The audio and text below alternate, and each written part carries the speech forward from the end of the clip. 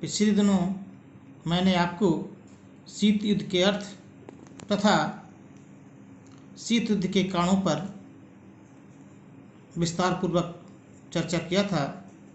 आज मैं शीत युद्ध की रणनीति, दायरे अथवा क्षेत्र के बारे में चर्चा करूंगा।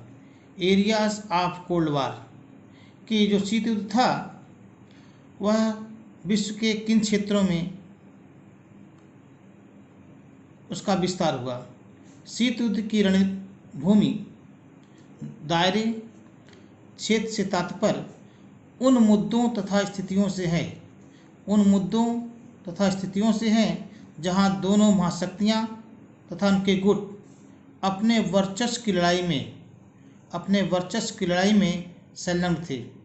शीत युद्ध के दौर में दोनों गुटों का मुख्य उद्देश्य अपने प्रभाव क्षेत्र का विस्तार करना था। दोनों महाशक्तियां व उनके गुट ने तीसरी दुनिया के देशों से जुड़े मुद्दों, विभिन्न अंतर्राष्ट्रीय व क्षेत्रीय संगठनों तथा क्षेत्रीय व वैश्विक समस्याओं को शीत युद्ध के मंच के रूप में प्रयोग किया। शीत युद्ध के दौर में कई बार ऐसी स्थिति उत्पन्न हुई जिससे दोनों गुटों में तनाव बढ़ने के साथ साथ तीसरे विश्व युद्ध की आशंका भी बढ़ गई है। अब प्रश्न उठता है कि तीसरी दुनिया के देश कौन कौन से हैं। तीसरी दुनिया में वे देश शामिल हैं जिन्होंने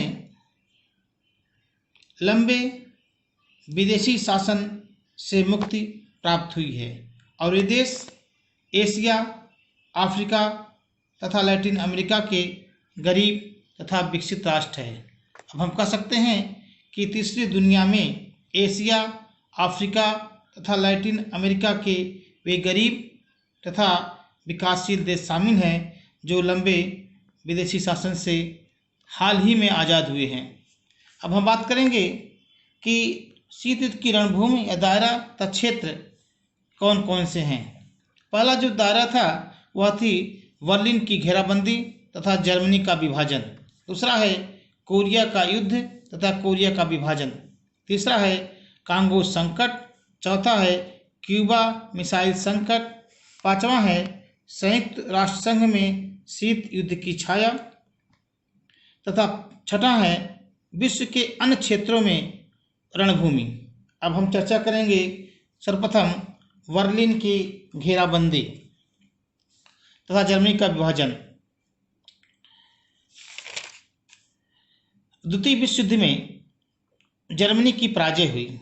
युद्ध की समाप्ति के बाद जर्मनी के पश्चिमी इलाकों पर अमेरिका, ब्रिटेन तथा फ्रांस ने कब्जा कर लिया था, जबकि इसके पूर्वी भाग पर सोवियत संघ का कब्जा था। यदि हम विश्व मानचित्र पर ध्यान दें तो हम देखते हैं कि जर्मनी जो यूरोप में स्थित है, यूरोप महाद्वीप का एक देश है, और इसके पश्चिमी भूभाग पर जहां अमेरिका कब्जा था, वहीं पूर्वी भूभाग पर सोवियत संघ का कब्जा था। यदि हम देखें विश्व के मानचित्र में जर्मनी की स्थिति इस तरह थी। जर्मनी के इस पूर्वी भाग पर जहां सोवियत संघ का अधिकार था, वहीं इस पश्चिमी भाग पर अमेरिका, ब्रिटेन तथा फ्रांस का कब्जा था। सोवियत संघ तथा अमेरिका के बीच जर्मनी के एकीकरण के बारे में कोई सहमत नहीं हुई, जिसका कारण यह था क्योंकि दोनों पक्ष अपने प्रभाव को कम करना नहीं चाहते थे। सहमत न बनने के कारण अमेरिका ने 21 सितंबर 1949 को अपने नियंत्रण वाले क्षेत्र पश्चिमी जर्मनी का क्षेत्र था, उसको एक नए देश की स्थापना कर दी, जिसे पश्चिमी जर्मनी कहा गया अर्थात फेडरल रिपब्लिक ऑफ जर्मनी कहा गया। प्रतिक्रिया स्वरूप सोवियत संघ ने भी अपने पूर्वी जर्मनी पर जिस पर आधिपत्य था उसको मिलाकर एक नया देश बनाया, इसका नाम पश्चिमी जर्मनी अर्थात फेडरल जर्मनी प्रजातांत्रिक गणराज्य की स्थापना की। इस प्रकार 1949 में जर्मनी का विभाजन हो गया। अब हम बात करते हैं दूसरे पॉइंट पर, कोरिया का युद्ध सन 1950-53 तथा कोरिया का विभाजन। द्वितीय विश्व युद्ध की समाप्ति के बाद कोरिया भी शीत युद्ध के भेंट चढ़ गया। युद्ध के दौरान कोरिया पर, अब विश्व मानचित्र पर हम ध्यान दें तो कोरिया की स्थिति इस स्थान पर है। कोरिया की स्थिति इस स्थान पर है और संक्षेप में हम अध्ययन करें तो देखते हैं कि विश्व मानचित्र में कोरिया यहाँ पर अवस्थित है। कोरिया पर जापान का अधिकार था, परंतु द्वितीय विश्व युद्ध में जापान की पराजय होने के कारण जापानी सेनाएं कोरिया से हट गई। इसका परिणाम यह हुआ कि जापान के कोरिया के उत्तरी हिस्से पर सोवियत संघ का नियंत्रण हो गया, जबकि इसके दक्षिणी हिस्से पर अमेरिका का नियंत्रण हो गया, और जिसके परिणाम स्वरूप उत्तरी कोरिया और दक्षिणी कोरिया में युद्ध हुआ। उत्तरी कोरिया का समर्थन जहां चीन तथा सोवियत संघ ने किया, वहीं दक्षिणी कोरिया के गुटों का समर्थन अमेरिका तथा पश्चिमी देशों ने समर्थन किया। सोवियत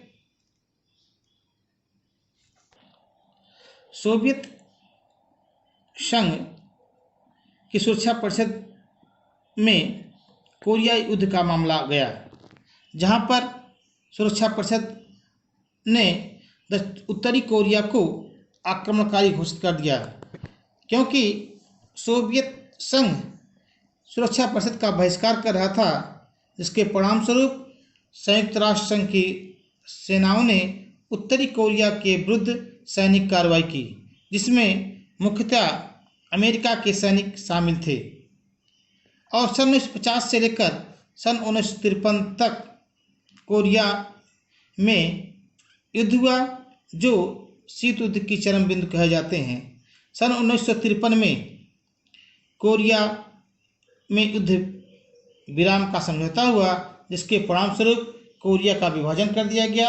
सन 1953 में कोरिया का विभाजन कर दिया गया और एक देश को उत्तरी कोरिया तथा दूसरे देश को दक्षिणी कोरिया कहा गया, जो वर्तमान समय में भी स्थित है। अब हम विश्व मानचित्र में देखते हैं तो उत्तर के क्षेत्र को उत्तरी कोरिया और दक्षिण के क्षेत्र को दक्षिण कोरिया कहते हैं। वर्तमान समय में यह स्थिति कायम है। इसके बाद हम बात करते हैं शीत युद्ध के रणभूमि का तीसरे क्षेत्र में, जिसका नाम है कांगो संकट, सन 1960 से 61। कांगो अफ्रीका महाद्वीप में स्थित एक देश है। यदि विश्व मानचित्र का देखें तो कांगो की स्थिति केंद्र में है और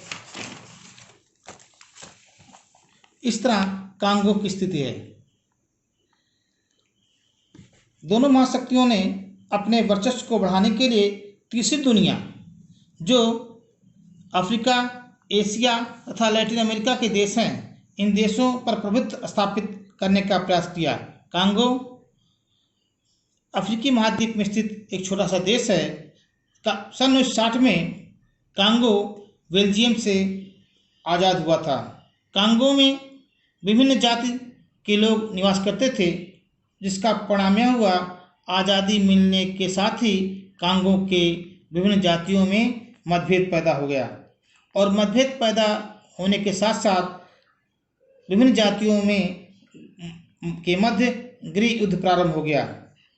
और उस गृह युद्ध में सोवियत संघ तथा अमेरिका ने अलग अलग गुटों का समर्थन किया। इसका परिणाम यह हुआ कि शीत युद्ध का प्रभाव इस अफ्रीकी महाद्वीप के कांगो देश में भी फैल गया। अब हम बात करते हैं क्यूबा मिसाइल संकट सन 1961 और 62 की तरफ। क्यूबा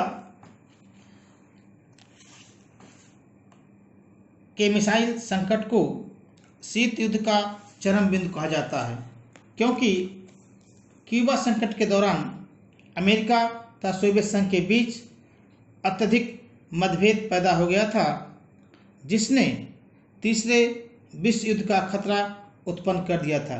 क्यूबा एक द्वीपीय देश है जो अमेरिका के निकट स्थित है। क्यूबा एक द्वीपीय देश है जो अमेरिका के निकट स्थित है।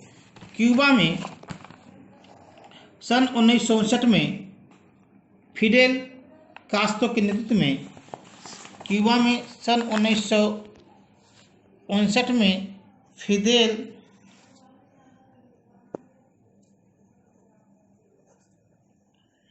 कास्त्रो के नेतृत्व में एक सफल साम्यवादी क्रांति हुई, जिसके परिणामस्वरूप क्यूबा में साम्यवादी शासन की स्थापना हुई।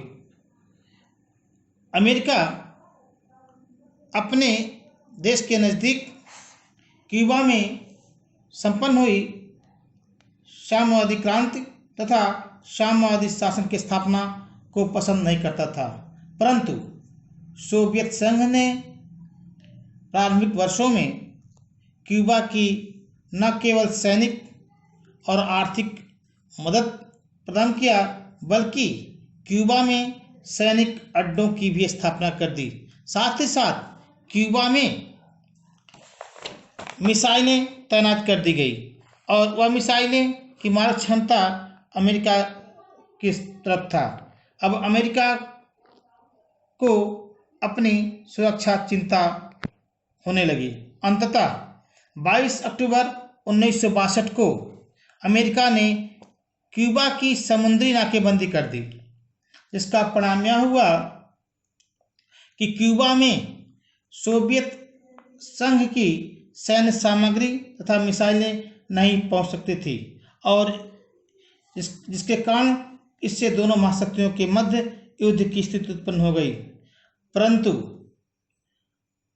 तत्कालीन सोवियत संघ के राष्ट्रपति खुश्चेव ने क्यूबा में मिसाइल न भेजने का निर्णय लिया, जिसके कारण यह संकट समाप्त हो गया और तत्कालीन अमेरिकी राष्ट्रपति कैनेडी ने खुश्चेव के इस निर्णय को एक महान राजनेता का निर्णय बताया। इस तरह हम देखते हैं कि क्यूबा मिसाइल संकट का समाधान हो गया। अब हम बात करते हैं संयुक्त राष्ट्र संघ में शीत युद्ध की छाया। संयुक्त राष्ट्र संघ तथा उसके विभिन्न अंगों, विशेषकर महासभा तथा सुरक्षा परिषद, शीत युद्ध के प्रभाव में थे। महासभा की सालाना बैठक में दोनों महाशक्तियों तथा उसके समर्थकों ने एक दूसरे के विरुद्ध आरोप लगाना प्रारंभ कर दिया। सुरक्षा परिषद के एक महत्वपूर्ण अंग सुरक्षा परिषद के बैठकों में सोवियत संघ द्वारा वीटो शक्ति का प्रयोग किया जाने लगा। सोवियत संघ ने सुरक्षा परिषद में अत्यधिक वीटो का प्रयोग किया, जिसके परिणाम स्वरूप संयुक्त राष्ट्र संघ के महासभा तथा सुरक्षा परिषद शीत युद्ध की राजनीति की शिकार हो गई और अधिक प्रभावी भूमिका नहीं निभा सकी, जिस उद्देश्य की स्थापना के लिए संयुक्त राष्ट्र संघ की स्थापना की गई थी। अब हम बात करते हैं शीत युद्ध के अन्य रणभूमि। इन उपरोक्त रणभूमि के अतिरिक्त विश्व में अनेक अन्य मामले भी थे, जिसमें दोनों महाशक्तियों ने अपने प्रभाव को बढ़ाने का प्रयास किया। जैसे दक्षिण अफ्रीका में रंगभेद की नीति का विरोध अथवा अप्रत्यक्ष समर्थन, वियतनाम युद्ध 1973 में सैनिक हस्तक्षेप तथा विभिन्न देशों में स्वतंत्रता आंदोलनों तथा वहां के उपनिवेशवादी शासकों का समर्थन। दोनों महाशक्तियों ने इन उपरित मुद्दों पर विरोधी नीतियों को अपनाया। प्रत्येक महाशक्तियों ने अपने हितों को ध्यान में रखकर इन मुद्दों का समर्थन अथवा विरोध किया। जहां अमेरिका ने गैर साम्यवादी गुटों को बढ़ावा दिया, वहीं सोवियत संघ ने तीसरी दुनिया के देशों में साम्यवादी गुटों का समर्थन किया। इस प्रकार हम देखते हैं कि शीत युद्ध की जो रणभूमि थी, जो दायरे थे, वह क्षेत्र थे, इसमें दोनों महाशक्तियों ने अपने वर्चस्व की लड़ाई में अपने वर्चस्व की स्थापना करने का प्रयास किया, जिससे कि शीत युद्ध का क्षेत्र बढ़ता गया। अब हम बात करते हैं शीत युद्ध के परिणाम अथवा अंतर्राष्ट्रीय राजनीति पर शीत युद्ध का प्रभाव। Impact of cold war on international politics. द्वितीय विश्व युद्ध के बाद सन 1945 से लेकर सन 1991 तक विश्व राजनीति में शीत युद्ध का बोलबाला रहा। शीत युद्ध की मानसिकता ने न केवल महाशक्तियों के संबंधों को प्रभावित किया, बल्कि इसने विश्व की प्रमुख समस्याओं के समाधान को जटिल बना दिया। विश्व राजनीति पर शीत युद्ध का प्रभाव अत्यधिक रहा, जो निम्नलिखित है। नंबर 1, विश्व का 2 गुटों में विभाजित होना। नंबर 2, आतंक, तनाव तथा असुरक्षा को बढ़ावा। नंबर 3, परमाणु युद्ध की संभावना का भय। नंबर 4, शस्त्रीकरण की होड़। नंबर 5, मानवीय कल्याण के कार्यक्रमों की उपेक्षा। नंबर 6, संयुक्त राष्ट्र संघ की प्रभावशीलता में कमी। नंबर 7, वैश्विक समस्याओं का समाधान अत्यधिक जटिल हो जाना। नंबर 8, सैनिक संधियों तथा सैनिक गठबंधनों का उदय।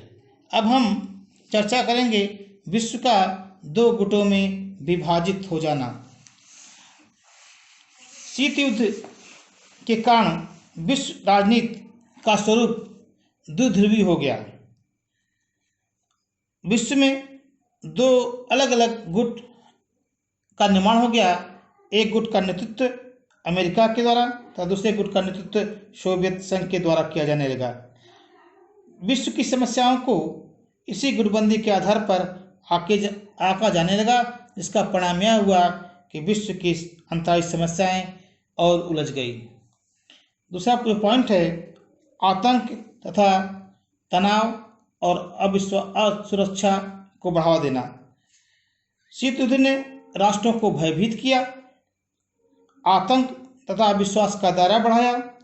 अमेरिका तथा सोवियत संघ के मतभेदों के कारण अंतर्राष्ट्रीय संबंधों में गहरे तनाव, वैमनस्य, प्रतिस्पर्धा तथा अविश्वास की स्थिति को उत्पन्न किया।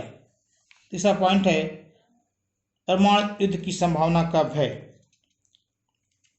शीत युद्ध ने परमाणु युद्ध की संभावना को जन्म दिया। शीत युद्ध ने सबसे महत्वपूर्ण कार्य किया था, वह था परमाणु बम का आविष्कार। परमाणु बम के आविष्कार के परिणाम स्वरूप दोनों महाशक्तियों ने परमाणु बम के आविष्कार में अत्यधिक रुचि लेने लगी। इसके कारण शीत युद्ध के वातावरण में यह महसूस किया जाने लगा कि अगला जो विश्व युद्ध होगा वह परमाणु युद्ध होगा और क्यूबा संकट के समय आणविक युद्ध की संभावना अत्यधिक बढ़ गई। अब हम बात करते हैं शस्त्रीकरण की होड़। शीत युद्ध ने विश्व के विभिन्न गुटों तथा देशों में शस्त्रीकरण की होड़ का जन्म दिया। शीत युद्ध ने शस्त्रीकरण को बढ़ावा दिया, जिसके कारण विश्व शांति और निशस्त्रीकरण की योजनाओं को धक्का लगा। नंबर 5 है, मानवीय कल्याण के कार्यक्रमों की उपेक्षा। शीत युद्ध के कारण विश्व राजनीति का केंद्रबिंदु सुरक्षा की समस्या तक ही सीमित रहा। विश्व के विभिन्न देश तथा दोनों गुट मानव कल्याण की उपेक्षा करने लगे और उन्होंने अधिक से अधिक हथियारों का आविष्कार करना प्रारंभ कर दिया। नेक्स्ट है संयुक्त राष्ट्र संघ की प्रभावशीलता में कमी। शीत युद्ध के कारण संयुक्त राष्ट्र संघ की सुरक्षा परिषद भी अमेरिका और सोवियत संघ के बीच चल रहे संघर्ष का अखाड़ा बन गई। दोनों देशों ने अपने गुटों के हितों के आधार पर वीटो की शक्ति का मनमाना प्रयोग किया, जिससे संयुक्त राष्ट्र संघ शांति और सुरक्षा की स्थापना में प्रभावी भूमिका का निर्वहन नहीं कर सका। नंबर 7 है वैश्विक समस्याओं का समाधान अत्यधिक जटिल हो गया। शीत युद्ध का एक नकारात्मक प्रभाव यह भी रहा कि दोनों गुटों ने अपने लाभ के लिए वैश्विक समस्याओं का समाधान करने में दिलचस्पी नहीं निभाई, बल्कि उन्होंने वैश्विक समस्याओं को अत्यधिक जटिल कर दिया। जहां दोनों गुटों ने वैश्विक समस्याओं के प्रति विरोधी विचारधाराओं का समर्थन किया। नेक्स्ट है सैनिक संधियां तथा सैनिक गठबंधनों का उदय।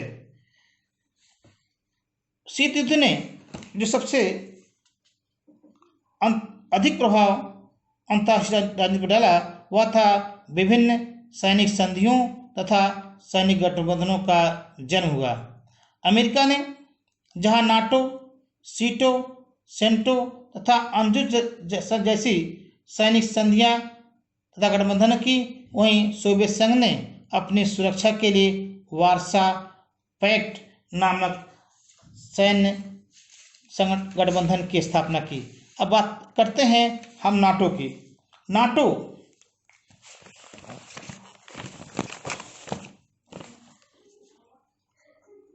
NATO NATO North Atlantic Treaty organisation, जिसे हिंदी में कहा जाता है उत्तरी अटलांटिक संधि संगठन।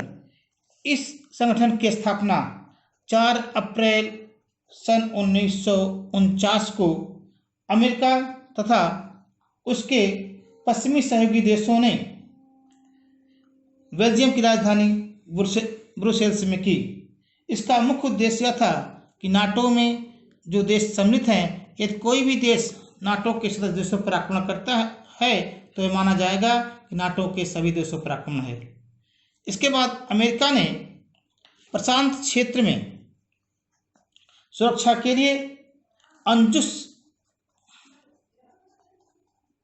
संधि की ANZUS। अंजुस 3 देशों का प्रशांत क्षेत्र में स्थापित एक सैन्य गठबंधन था।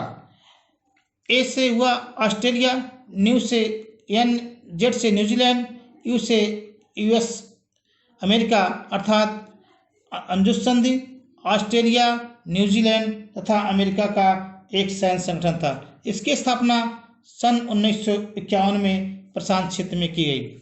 जो तीसरा सैन्य संगठन था उसका नाम था सीटो सीटो,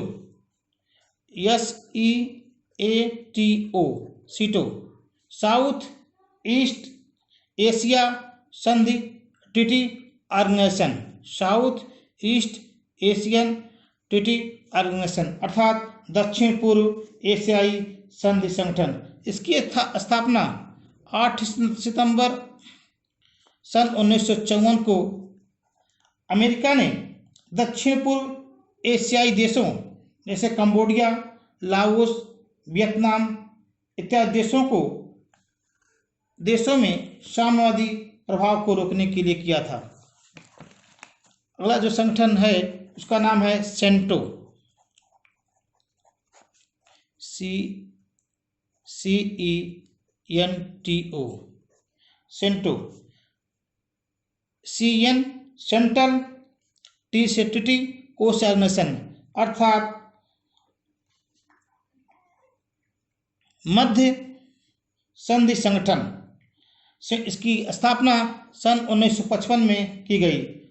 अर्थात अमेरिका ने मध्य एशिया में पश्चिमी प्रभाव को मजबूत करने के लिए सन 1955 में सेंटो नामक संगठन की स्थापना की, क्योंकि इस संगठन की स्थापना बगदाद में की गई थी, जो इराक की राजधानी थी, इसीलिए इसे बगदाद पैक्ट भी कहा जाता है।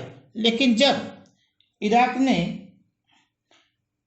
इस बगदाद पैक्ट से निकलने का निर्णय लिया, तब इस संगठन का नाम सेंटो पड़ गया। इसके बाद ये जो 4 महत्वपूर्ण संगठन थे, नाटो, अंजुस संधि, सीटो, सेंटो, इस संगठन की स्थापना अमेरिका ने किया था, जबकि इन संगठनों के विरोध में सोवियत संघ ने वार्सा पैक्ट किया। वार्सा पैक्ट एक सैन्य संगठन था। इसकी स्थापना 14 मई सन 1955 को पोलैंड की राजधानी वार्सा नामक स्थान पर की गई थी। वार्सा पैक्ट की स्थापना सोवियत संघ द्वारा 14 मई सन 1955 को पोलैंड की राजधानी वार्सा में की गई थी। वार्सा पैक्ट को साम्यवादी प्रतिरक्षा समझौता भी कहा जाता है। इस संगठन का उद्देश्य यह था कि सोवियत संघ ने तथा उसके पूर्वी यूरोपीय देशों में साम्यवादी देशों की सुरक्षा करना, साथ ही साथ साम्राज्यवाद एवं पूंजीवाद के आक्रमण को रोकना था। इस तरह हम देखते हैं कि द्वितीय ये आप कह सकते हैं, इस तरह हम देखते हैं कि शीत युद्ध ने अंतर्राष्ट्रीय राजनीति पर अनेक सैन्य संगठनों की स्थापना की। नाटो, अंजुस, सीटो, सेंटो तथा वार्सा पैक्ट।